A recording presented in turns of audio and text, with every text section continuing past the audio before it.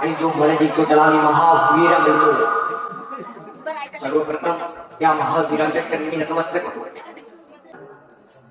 त्यांच्या स्पर्शाने पावन झाली ही माती, त्यांच्या नावानं अभिमानाने होते तुमची आमची शान.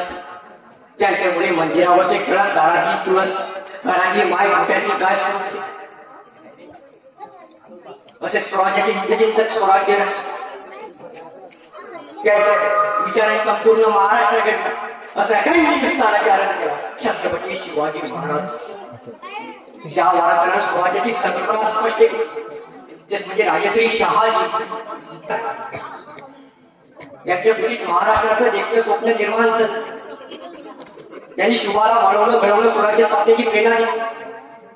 त्यामध्ये आडवाकर अस्तमाचा मासा भावसाठी जाऊन 32 वर्षाच्या वयामध्ये निजेला छातीने मृत्यूचे झुंज देणारे धर्मवीर स्वराज्य रक्षक संभाजी महाराज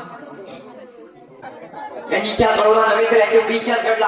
हे सर्वात मोठी शोकांची काय, इतिहास घडवणारा व्यक्ती इतिहास कधी विसरू शकत नाही आणि इतिहास लिहिणारा व्यक्ती इतिहास कधी घडू शकत नाही. हे सर्वात मोठी वस्तुस्थिती आहे.